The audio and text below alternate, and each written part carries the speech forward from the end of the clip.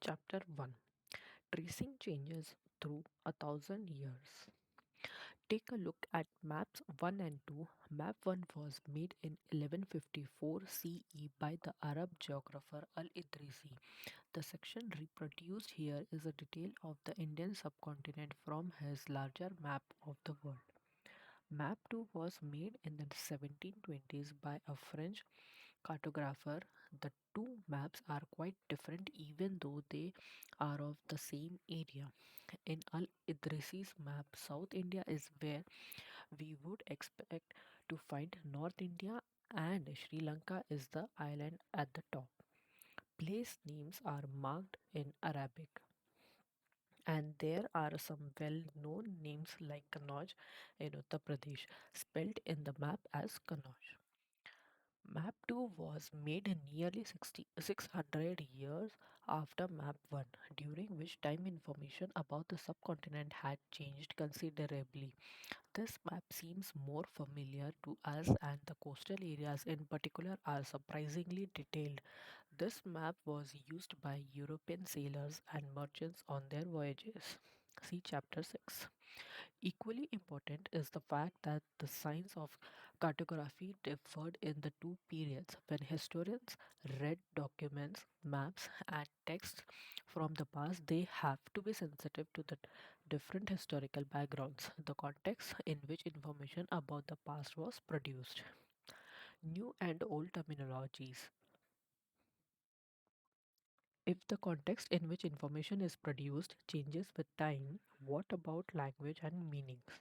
Historical records exist in a variety of languages which have changed considerably over the years. Medieval Persian, for example, is different from modern Persian. The difference is not just with regard to grammar and vocabulary, the meanings of words also change over time. Take the term Hindustan. For example, today we understand it as India. The modern nation state, when the term was used in the 13th century by Minhaj e Siraj, a chronicler who wrote in Persian, he meant the areas of Punjab, Haryana, and the lands between the Ganga and Yamuna. He used the term in a political sense for lands that were a part of the dominions of the Delhi Sultan. The areas included in this term shifted with the extent of the Sultanate, but the term never included South India. By contrast, in the early 16th century, Babur used Hindustan to describe the geography, the fauna, and the culture of the inhabitants of the subcontinent. As we will see later in the chapter, this was somewhat similar to the way the 14th century poet Amir Khusro used the word Hindi. While the idea of a geographical and cultural entity like India did exist, the term Hindustan did not carry the political and national meanings which we associate with it today. Historians today have to be careful about the terms they use because they meant different things in the past. Take, for example, a simple term like foreigner. It is used today to mean someone who is not an Indian. In the medieval period, a foreigner was any stranger who appeared, say, in a given village, someone who was not a part of that society or culture. In Hindi, the term Pardesi might be used to describe such a person, and in Persian, Ajnabi. A city dweller, therefore, might have regarded a forest dweller as a foreigner. But two peasants living in the same village were not foreigners to each other, even though they may have had different religious or caste backgrounds. Historians and their sources. Historians use different types of sources to learn about the past depending upon the period of this study and the nature of their investigation. Last year, for example, you read about rulers of the Gupta dynasty and Harshvardhana. In this book, we will read about the following 1,000 years from roughly 700 to 1750. You will notice some continuity in the sources used by historians for the study of this period. They still rely on coins, inscriptions, architecture, and textual records for information. But there is also considerable discontinuity. The number and variety of textual records increased dramatically during this period. They slowly displaced other types of available information. Through this period, paper gradually became cheaper and more widely available.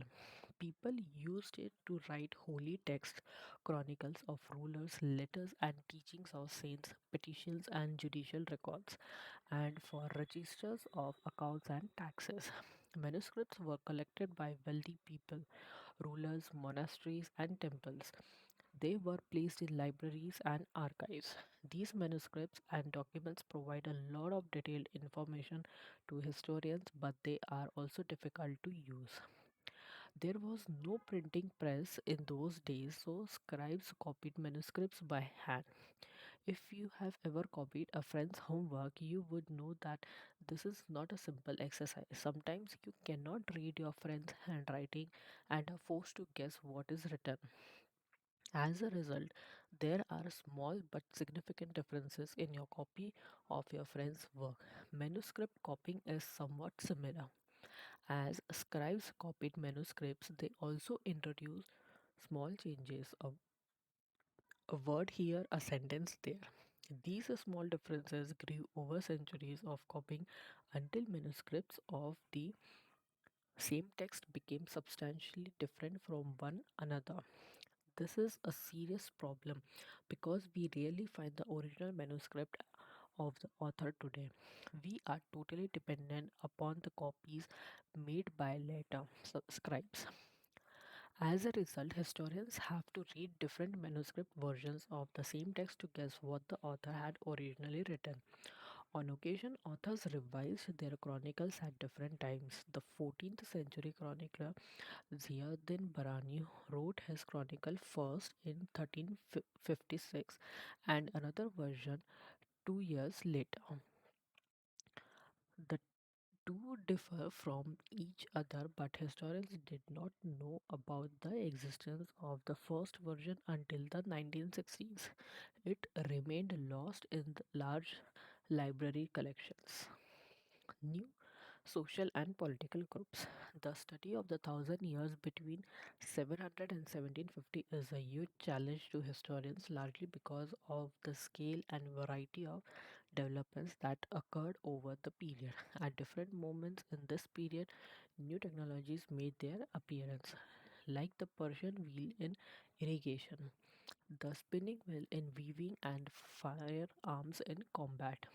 New foods and beverages arrived in the subcontinent: potatoes, corn, chilies, tea, and coffee. Remember that all these innovations, new technologies, and crops came along with people who brought other ideas with them as well. As a result, this was a period of economic, political, social, and cultural changes. You will learn about some of these changes in chapters 5, 6, and 7. This was also a period of great mobility. Groups of people traveled long distances in search of opportunity. The subcontinent held immense wealth and the possibilities for people to carve a fortune. One group of people who became important in this period were the Rajputs, a name derived from Rajputra, the son of a ruler. Between the 8th and the 14th centuries, the term was applied more generally to a group of warriors who claimed Kshatriya caste status. The term included not just rulers and chieftains, but also soldiers and commanders who served in the armies of different monarchs. All over the subcontinent, a chivalric code of conduct, extreme valor, and a great sense of loyalty were the qualities attributed to Rajputs by their poets and bards. Other groups of people, such as the Marathas, Sikhs, Jats, Ahoms, and Kayasthas, a caste of scribes and the secretaries, also used the opportunities of the age to become politically important. Throughout this period, there was a gradual clearing of forest and the extension of agriculture, a change faster and more complete in some areas than in others. Changes in their habitat forced many forest dwellers to migrate. Others started tilling the land and became peasants. These new peasant group gradually began to be influenced by regional markets, chieftains, priests, monasteries, and temples. They became part of large complex societies and were required to pay taxes and offer goods and services to local lords. As a result, significant economic and social differences emerged among peasants. Some possessed more productive land, others also kept cattle, and some combined artisanal work with agricultural activity during the lean season. As society became more differentiated, people were grouped into jatis and subcastes and ranked on the basis of their backgrounds and their occupations. Ranks were not fixed permanently and varied according to the power, influence, and resources controlled by member of the jati. The status of the same jati could vary from area to area. Jatis framed their own rules and regulations to manage the conduct of their members. These regulations were enforced by an assembly of elders, described in some areas as the Jati Panchayat. But Jatis were also required to follow the rules of their villages. Several villages were governed by the chieftains. Together, they were only one small unit of state, region, and empire. Large states like those of the Cholas, Tughlaqs, or Mughals encompassed many regions. A Sanskrit Prashasti, for an example of a Prashasti, praising the Delhi Sultan Ghiyasuddin Balban 1266 to 1287, explained that he was the ruler of a vast empire that stretched from Bengal, Gwara in the east to Ghazni, Gajana in Afghanistan in the west, and included all of South India, Dravida. People of different regions, Gora, Andhra, Kerala, Karnataka, Maharashtra, and Gujarat, apparently fled before his armies. Historians regard these as exaggerated claims of conquest. At the same time, they try to understand why rulers kept claiming to have control over different parts of the subcontinent. By 700, many regions already possess distinct geographical dimensions and their own language and cultural characteristics. You will learn more about these in chapter 9. They were also associated with specific ruling dynasties. There was considerable conflict between these states. Occasionally, dynasties like the Cholas, Khaljis, Tughlaqs, and Mughals were able to build an empire that was pan regional, spanning diverse regions. Not all these empires were equally stable or successful. Compare, for example, Table 1 in Chapter 3 and 4. What was the duration of rule of the Khalji and Mughlaq dynasties? When the Mughal Empire declined in the 18th century, it led to the re emergence of regional states. But years of imperial pan regional rule had altered the character of the regions. Across most of the subcontinent, the regions were left with the legacies of the big and small states that had ruled over them. This was apparent in the emergence of many distinct and shared traditions. In the realms of governance, the management of the economy, elite cultures, and language through the thousand years between 700 and 1750, the character of the different regions did not grow in isolation. These regions felt the impact of larger pan regional forces of integration without ever quite losing their distinctiveness. Old and new religions. The thousand years of history that we are exploring witnessed major developments in religious traditions. People believe in the divine was sometimes deeply personal, but more usually it was collective. Collective belief in a supernatural agency religion was often closely connected with the social and economic organization of local communities. As the social worlds of these groups altered, so too did their beliefs. It was during this period that important changes occurred in what we call Hinduism today. These included the worship of new deities, the construction of temples by royalty, and the growing importance of Brahmanas, the priests, as dominant groups in society. Their knowledge of Sanskrit texts earned the Brahmanas a lot of respect in society. Their dominant position was consolidated by the support of their patrons, new rulers searching for prestige. One of the major developments of this period was the emergence of the idea of bhakti, of a loving personal deity that devotees could reach without the aid of priests or elaborate rituals. You will be learning about this and other traditions in chapter 8. This was also the period when new religions appeared in the subcontinent. Merchants and migrants first brought the teachings of the Holy Quran to India in the 7th century. Muslims regard the Quran as their holy book and accept the sovereignty of the one God Allah, whose love, mercy, and bounty embrace all those who believe in Him without regard to social background. Many rulers were patrons of Islam, and the ulama learned theologians and jurists. And like Hinduism, Islam was interpreted in a variety of ways by its followers. There were the Shia Muslims who believed that the Prophet Muhammad's son in law Ali was the legitimate leader of the Muslim community, and the Sunni Muslims who accepted the authority of the early leaders, caliphs of the community, and the succeeding caliphs. There were other important differences between the various schools of law. Hanafi and Shafi, mainly in India, and in theology and mystic traditions. Thinking about time and historical periods. Historians do not see time just as a passing of hours, days, or years. As a clock or a calendar, time also reflects changes in social and economic organization, in the persistence and transformation of ideas and beliefs. The study of time is made somewhat easier by dividing the past into large segments, periods that possess shared characteristics. In the middle of the 9th century, British historians divided the history of India into three periods: Hindu, Muslim, and British.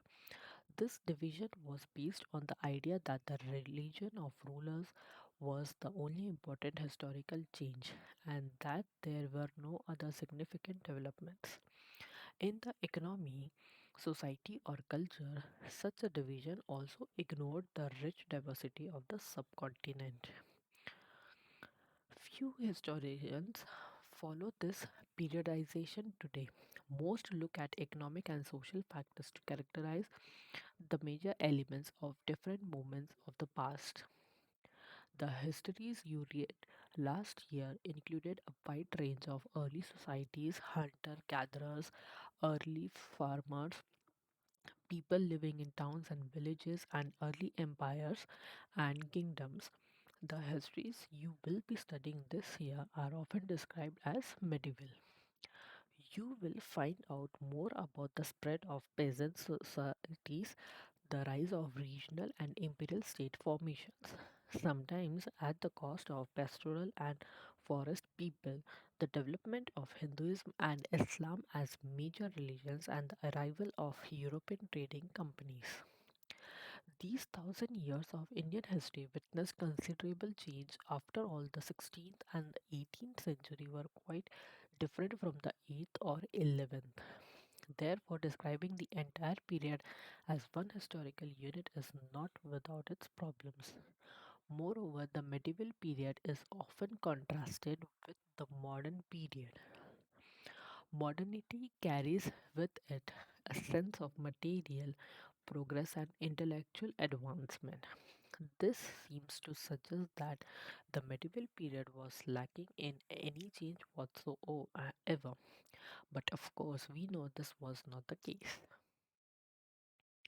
During these thousand years, the societies of the subcontinent were transformed often, and economies in several regions reached a level of prosperity that attracted the interest of European trading companies.